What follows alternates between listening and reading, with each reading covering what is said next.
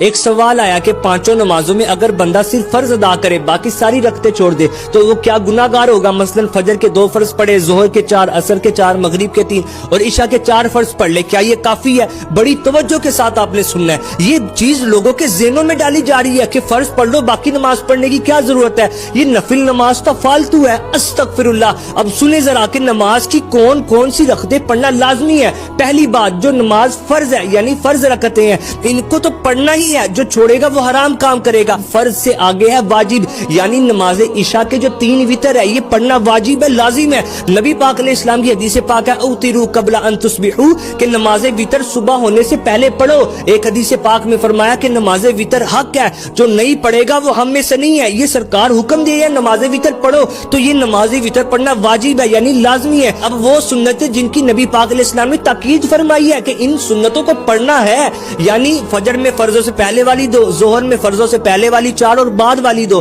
عصر میں سنت موقدہ نہیں ہے، مغرب میں فرضوں سے بعد والی 2 اور عشاء میں فرضوں سے بعد والی 2، یہ ہیں 12 رکعتیں سنت موقدہ۔ نبی پاک علیہ السلام کی حدیث پاک ہے کہ جو ان 12 رکعتوں کو ادا کرے تو اللہ پاک جنت میں اس کے لیے محل تعمیر فرمائے گا۔ سرکار علیہ السلام نے فرمایا کہ جو میری سنتوں کو چھوڑے اسے قیامت کے دن میری شفاعت نہیں ملے گی۔ یہ وہ سنت جن کو نبی پاک علیہ السلام نے ادا بھی فرمایا اور ادا کرنے کی تاکید بھی فرمائی۔ اگر 1-2 بار چھوٹ گئی تو برا کیا، لیکن اگر کوئی ان سنتوں کو چھوڑنے کی عادت بنا لے گا تو وہ گناہ گار ہوگا۔ اب وہ سنتیں کہ جن کو چھوڑنے پر گناہ نہیں ہے، یعنی سنتیں غیر موقدہ اور نوافل، وہ کون کون سی رکعتیں ہیں؟ ظہر میں سب سے آخری والی 2 رکعتیں، عصر میں فرضوں سے پہلے والی 4 رکعتیں، مغرب میں سب سے آخر والی 2 رکعتیں اور عشاء میں وتر سے پہلے والی 2 اور بعد والی 2۔